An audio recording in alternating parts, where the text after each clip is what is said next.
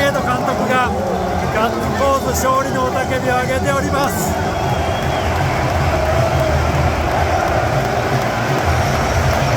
さすが、チームを2大会連続で決勝ファイナリストに導いたわけですから、さすが監督もさすがに評価褒められるでしょう。応援団の数では間違いなく今日はオランダのオレンジ軍団に負けていたイングランドサポーターですけれども、さすがに勝利の後はすごいですね。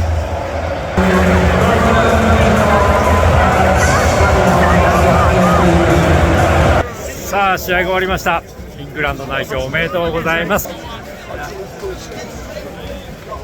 コングラチュレーションイングランド。さて試合が終わりまして帰宅するバスに乗り込みました。今回も、フォーミュラの F1 のスペイングランプリ同様に188ベッドさんからピタリチケットをご招待いただきましたので、素晴らしいまたまたラグジュアリーな、経験体験をさせていただきました。スタジアムまでの往復もこのように豪華なラグジュアリーな、観光バスでの送迎付きですので、非常に行きも帰りも楽でいいなと。昨日のミュンヘンの、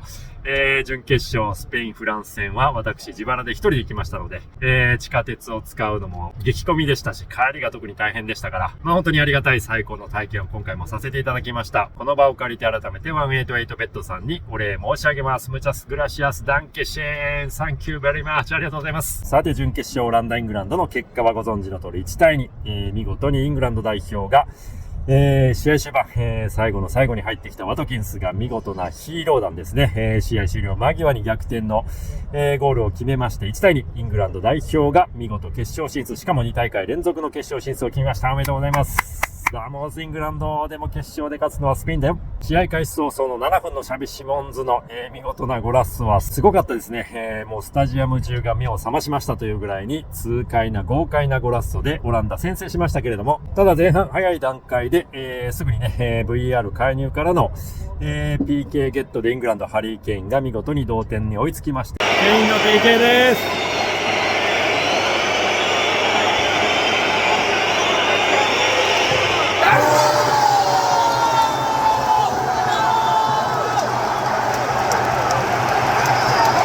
同点に追いついて以降のイングランドは相当、押し込んで攻め立てましたし、今日はメイヌー中心にデクラン・ライスもそうですけれども、即時奪還もかなり効いてましたから、オランダからするとなかなかカウンターも打てないような、試合展開が前半続いてましたので、前半のうちにイングランド、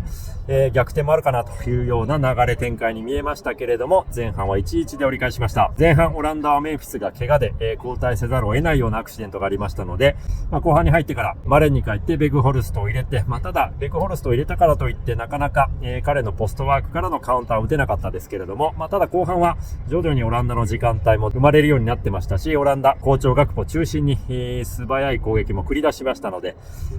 後半に関して言うと互角の展開、お互いに勝ち越し弾をね決めるような、決定機もありましたし、多少オランダの方が決定機多かったかなというふうには思いましたけれども、そういう展開、苦しい展開の中でも、やっぱり一発を持ってるようなこのタレントが揃ってますし、ここまで今大会ワトキンスどこにいたんですかと、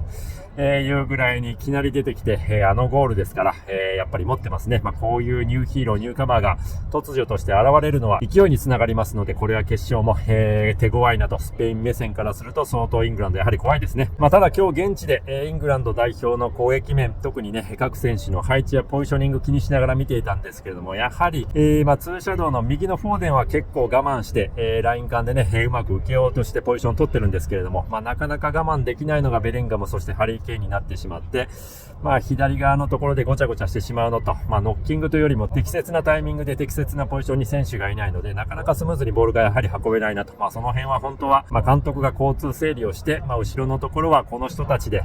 しっかりとボールを運べる前進させることができるので、もう少し前で我慢しなさいみたいなね、指示や戦術的な指導があれば、その辺はオーガナイズされていくと思うんですけれども、ここまでイングランド代表はずっとこういうサッカーやってますから、今更望めるわけもありませんし、それでもこのタレント、決定力でここまで2大会連続でファイナリストになってるわけですので、サウスゲート監督、手腕ありますという評価をされてもいいんじゃないかなと思いますので、そこはそういうポジショニングや戦術だけが、サッカー全てではないですから、そういう面が少し課題には見えましたけれども、こういう試合展開でも、しっかりと競り勝って勝ち切るところはやはり強さかなと。そういう強さ、勝ち切るためのチームになるためのやはり守備力もありますし、どうしてもユーロのような、大会の準決勝になるとお互いに決勝に進みたいですし、お互い実力あるそして決定力を持つチーム同士ですので、慎重に守備的に戦わざるを得ないという中でも、イングランドしっかりとソリッドに守りながら、点を取って逆転をして決勝に進むわけですから、さすがだなと、そこを改めて拍手を送りたいと思います。本当におめでとうございます。ブラボーイングランド代表。一方敗れたオランダですけれども、やはり先制をしてからちょっと縮こまって、完全に防戦一方になってしまったところであったりとか、後半のところも、ちょっと勝負強さがこういう相手になるとなかなか出せないのかなと、そういうチームには見えてしまいました。イングランドの攻撃陣のタレント性、決定力を考えるとなかなか攻めに出れない、前がかりに行けないというね、気持ちもわかりますけれども、ここまでベスト4まで来てるオランダですし、強豪国とはいえチャレンジャー精神を持って、そしてコンディション面ではイングランド、ここまで2試合連続で延長120分戦ってましたので、やはりそういう意味ではオランダの方が後半出力を上げて、もう少し前がかりに出ていって点を取りに行ってほしかったなというところは正直感じました。とはいえここまでグループステージ3位通過で、ベスト4まで見事進出したオランダにも拍手を送りたいと思います。素晴らしかったです。そしてクーマン監督お疲れ様でした。ということで試合直後の振り返りに関してはもう目がしょぼしょぼして私も眠いのでこの辺りにしたいと思います。それではまた次の動画でお会いしましょう。ワサラプロクシマ。